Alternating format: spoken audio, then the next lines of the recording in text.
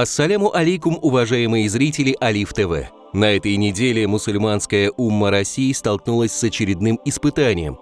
Классический сборник изречений пророка Мухаммада «Сахих аль-Бухари» был включен в федеральный список экстремистских материалов. Распоряжение было принято российским Минюстом на основании решения Верховного суда Республики Татарстан. Обратите внимание, что решение принято на территории Татарстана, которая традиционно считается мусульманской. Эта республика, по всей видимости, была выбрана не случайно, ведь при возникновении претензий со стороны верующих проще списать на то, что решение принималось в традиционно мусульманском регионе. Татарстан, видимо, выбран и потому, что здесь нет потенциального протестного потенциала, который мог хотя бы дать оценку этому решению. Ни один представитель мусульманского духовенства не высказался по этому поводу. Возможно, и последует какая-то реакция после оценки рисков, но в первые дни мы не видим никакой реакции по этому поводу.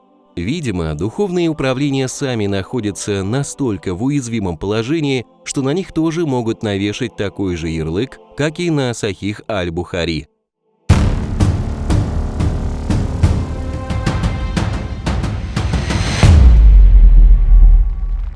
Случилось два таких важных события, которые так или иначе связаны с муфтиятом Республики Татарстан. Первое – это выдворение из Российской Федерации сотрудника муфтията Республики Татарстан Алии Бродова, известного проповедника и специалиста по шариатским наукам. А второе – запрет сборника хадисов Сахих аль-Бухари Лаишевским судом Республики Татарстан. Почему второй связан с муфтиятом? Потому что, собственно говоря, это непосредственная прерогатива Духовного управления мусульман, чтобы те курировали, что называется, и работали в поле. Потому как не предоставление экспертизы по Сахих аль-Бухари и по сборнику тафсиров Саади привело к их запрету. Здесь, я думаю, какого-то дна второго искать не надо. Проблема в том, что это недоработка самих муфтиятов. Конечно, российская власть не особо, что называется, рада тому, что ислам крепко стоит на ногах, или то, что ислам каким-то образом укрепляется. Ясное дело, что они будут делать все, чтобы делать его ослабленным, уязвимым и маргинальным. Но опираются на то, что сопротивляются, раз, а во-вторых, то, что нас не убило, то должно сделать нас сильнее. Убило, я имею в виду в таком институциональном, концептуальном смысле. И поэтому, конечно, мусульмане должны всячески понимать, что их забота об их дине – это прежде всего их забота, а не забота государства. Это патерналистский подход, вообще не наша тема. Но в целом есть, конечно, ощутимое движение в сторону запрещения многих аспектов ислама, взятия под жесткий тотальный контроль. Это уже есть, бесспорно, но это движение уже более такое напирающее. А поэтому здесь надо быть готовым ко многим и провокациям, и решениям антиисламского характера. И надо быть готовым, прежде всего, и нашим адвокатам, и нашим юристам, и правозащитникам, и исламским интеллектуалам, и в целом, конечно, российской умме быть единой и неделимой, естественно, и свои ресурсы каким-то образом мобилизовать, объединять, не разделяться внутри себя, не конфликтовать, потому что разделяя и властвуй, как известно, чем более мы разобщены, тем более мы слабы. И, естественно, российское государство и те антиисламские силы, которые там присутствуют, будут внимательно наблюдать и мониторить за ситуацией. Если они увидят, что мы слабеем, то, конечно, они будут делать все для того, чтобы каким-то образом нас разбалансировать и минимизировать наше участие в жизни российских мусульман, в жизни ислама России, и сделать так, как это было, например, в Советском Союзе. Запрет неугодной литературы – это не единственная проблема мусульман России. Вот уже десятки лет российские мусульмане, проживающие в основном в мегаполисах, сталкиваются с проблемами школьного образования.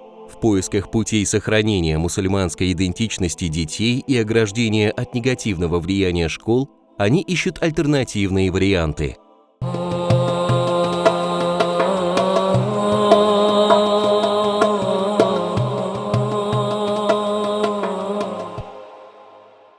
На самом деле, на сегодняшний день мы видим, что, к сожалению, образовательная система в России уже отказалась от своей миссии воспитательной.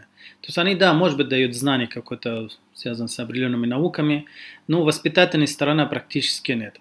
Более того, есть даже негативные стороны с точки зрения воспитания.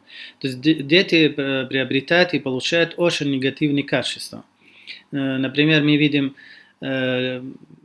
распространение зина, прелюбодеяния среди школьников, якобы это бойфренд, girlfriend, небрачные отношения в старших классах. Это норма стала на сегодняшний день, к сожалению, в российских школах. И также сквернословие, очень распространено среди молодежи в стенах школы, расизм, презрение, религия, атеизм и другие, гомосексуализм, добрые отношения или спокойные отношения к якобы так называемой сексуальной ориентации. Все эти вещи распространенные в молодежной среде, и очень много деструктивных идей, идеологии, аморальных идей, употребления алкоголя, кстати, курения. Поэтому, конечно, мы, как родители, мусульмане, очень сильно беспокойны, что будут подвергаться наши дети в стенах школы. Более того, есть антирелигиозная даже деятельность. То есть в школах принимают якобы ради отделения религии от светской жизни, чтобы в стенах школы это светское учреждение, что здесь... Но они в свои старания как бы борются с нравственностью, с религией, поэтому мы видим, что под лозунгом единая форма или униформа школьная, они запрещают девушкам, например, одеваться целомудренно в соответствии своим убеждениям и заставлять их одеться недостойно, некрасиво. То есть у них претензий нет, когда одеваются недостойно, а когда в хиджабе, в исламской одежде, это считается проявление религиозности недопустимой, как будто. И хотя в школах, я думаю, это хорошее место, где, чтобы дети привыкли, что есть представители разных религий, разных национальностей, чтобы мы друг друга любили, принимали друг друга, но, к сожалению, этого не происходит, а наоборот, развивает вот это национализм и ксенофобия, и ненависть к религии, исламофобия. Следующий момент, который также мы видим, что вообще нулевая терпимость к любой проявлению религии, да, молитва, тоже никогда в жизни не разрешает. Конечно, есть исключения, но это, к сожалению, исключение. Поэтому необходимо мусульманам найти альтернативу. Это уже не просто предложение, это не просто как бы вариант, это просто необходимо. Это наше обязательство перед Всевышним Аллахом Субхану ва Тааля, потому что мы обязаны оказать полное содействие духовному и светскому воспитанию нашим детям. Дать им знания не только профессия или какая-то специальность, но и духовная. Следовательно, мы обязаны выбирать ту школу, которая обеспечит вот эти цели. И я думаю, один из вариантов это онлайн-школа исламская, которая сейчас предлагается, альхамдулилля, это такой вариант домашнего образования. Но если в крайнем случае, если действительно никакого шанса нет и выбора нет, и нет частных школ мусульманских, может быть, из-за материальных возможностей нету возможности, да, поступить в таких школах, то, конечно, это не означает, что мы откажемся от учебы, от образования в целом. Я бы рекомендовал мусульманам все равно ходить в таких школах, несмотря на все эти минусы. Если нет выбора, если нет альтернативы, и он не мог устроить своих детей в другую школу, ход онлайн. Кстати, онлайн в школе бывает сейчас более прогрессивнее, более полезно, чем обычная школа, чтобы вы знали. Но если нет выбора по каким-то причинам, то пусть дети ходят, но родители тогда берут на себя дополнительные функции, дополнительный труд с воспитательной точки зрения, потому что они должны принимать своих детей в школу и работать со всем этим негативом, который они оттуда получают. К большому клубку озвученных шейхом проблем в российских школах добавилась еще одна. Глава Совета при президенте Российской Федерации по развитию гражданского общества и правам человека Фадеев Валерий Александрович заявил, что дети мигрантов, которые не говорят по-русски, не должны зачисляться в российские школы. В этой связи возникает давно актуальный вопрос: как детям мигрантов-мусульман безболезненно интегрироваться в российских школах, сохранив свою религиозную идентичность?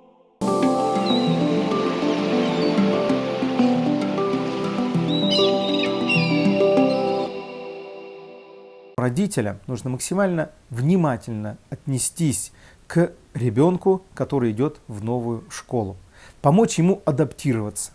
И, конечно, прежде чем пойти в школу, пойти и узнать, что за школа, какая там атмосфера, как они смотрят на то, что этот ребенок приехал из той или другой страны, как смотрят, что этот ребенок является мусульманином, который придерживается, которому нужно совершать пятикратный намаз, который должен питаться халяльно. Как на это все смотрят? И если мы находим, что это приемлемо, к этому относятся толерантно, то тогда, иншаллах, мы можем вести ребенка в школу. Но опять же, не нужно на этом успокаиваться, а нужно каждый день отслеживать настроение ребенка, общаться с ним, спрашивать, как новые друзья, как новые учителя, как новые предметы, получается ли у него усваивать то, что дает учитель, может ли он отвечать на вопросы учителя, как у него получается с домашними заданиями, может быть, помогать где-то совершать эти домашние задания, выполнять. То есть быть в жизни ребенка максимально быть включенным. Но если же получилось так, что не нашли такой школу и достаточно нет возможности влиться в это, то, возможно, можно подумать об других альтернативных вариантах. Возможно, какие-то частные школы, возможно, семейное обучение. То есть рассматривать все варианты возможные для того, чтобы не сломать ребенка. Не говорю, что травмировать. Ребенок просто может сломаться, и это будет для него проблема всей его жизни. Немало у меня клиентов, которые имели проблемы, и причины этих проблем, которые у них появились во взрослой жизни, были детские травмы в связи с переходом из одной школы в другую. Это огромная проблема, когда человек всю жизнь тащит эту проблему, и он даже не знает, откуда истоки этой проблемы. Поэтому давайте будем беречь своих детей, максимально быть включенным в их жизнь, в их интересы, в их проблемы и помогать им решать эти проблемы, чтобы они понимали, что дома есть человек, к которому можно прийти, рассказать, с которым можно поделиться. И если необходимость появится, этот взрослый придет и заступится за ребенка в школе, тогда, иншаллах, мы постараемся сохранить здоровье, психологическое здоровье этого ребенка.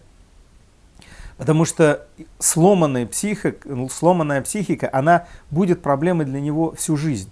Если он какие-то знания в школе недополучил, он сможет их дополучить во взрослой жизни, это не проблема. Проблема, когда вот этот человек, растущий, формирующийся, станет инвалидом психологическим, который не может взять самое необходимое для него и знания, не может строить отношения с людьми. Давайте позаботимся в первую очередь о психике ребенка, а потом уже будем заботиться о его знаниях, о его успеваемости, о его оценках. Поэтому пусть Аллах Субхану ва Тааля всем облегчит, и мне, и вам, воспитание правильных, здоровых детей и успешных, иншаллах.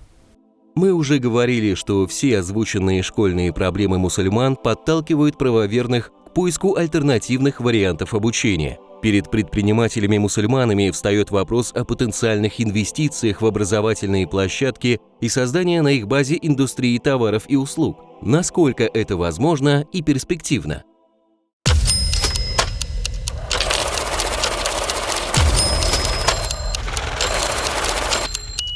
Насколько это будет выгодно с точки зрения создателя этой школы, с точки зрения экономики, рентабельности и этих вложений. Я думаю, что я думаю, что это будет выгодно. Почему? Потому что, посмотрите, сейчас у нас уже есть школы, частные школы или там с участием государства, офлайн, то есть реальные школы, здания, сооружения, кабинеты, куда ходят дети наших братьев, сестер, других взрослых, но уже они надеются получить другой качественный уровень. И за это люди платят. Уже есть практика, да? Но онлайн формат, мне кажется, я, конечно, пока еще не садился, не делал расчеты конкретные, онлайн формат для инвестора будет еще выгоднее, потому что как минимум не нужно покупать, строить или арендовать какие-то здания, сооружения, не нужно будет платить коммунальные платежи, аренды и сопутствующие с этими вот зданиями, сооружениями расходы. И главное создать, я думаю, систему, когда учитель будет прямо заинтересован в успехе ученика, прямо будет заинтересован в результатах, которые получает ученик, и родители будут видеть эти результаты и будут, естественно, довольны. Экономика будет еще подстраиваться под эту онлайн-школу. Тетради, ручки, линейки, пеналы, учебники, какие-то вспомогательные элементы. Это как раз и повод для того, чтобы нам задуматься с вами, друзья, для того, чтобы создавать эти бизнесы, чтобы это способствовало развитию этих школ. Итак, я считаю, как в качестве такого промежуточного вывода, у нас есть необходимость создавать и развивать онлайн-школы. Для того, чтобы мы не только детей мигрантов могли принимать, да, мусульман, но и своих детей обучать более эффективно, более качественно, более грамотно.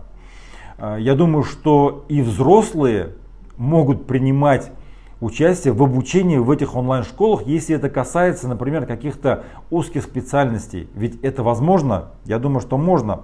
Это может быть язык, это какое-то, может быть, ремесло, изучение компьютера, финансовых технологий, финансовая грамотность, инвестиции и, конечно же, религия. Конечно же, религия. Нам есть куда развиваться, нам есть куда расти. Так что, друзья мои, братья и сестры, я обращаюсь к вам, от нас все зависит. От меня и от вас, абсолютно точно. Как мы к этому делу отнесемся, как мы будем это дело организовывать и реализовывать, развивать, как мы будем в это инвестировать и даже зарабатывать на этом. Пожалуйста, это огромное поле деятельности.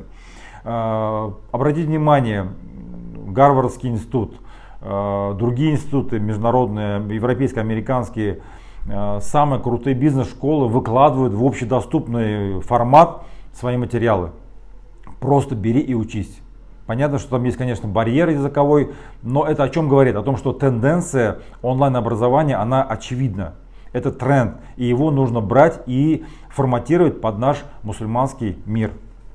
И только от нас будет зависеть, как мы в этом будем участвовать. Будем ли мы пассивно или непосредственно будем в этом участвовать. Сами будем создавать, сами будем развивать. В этих школах мы сами должны принимать какое-то участие.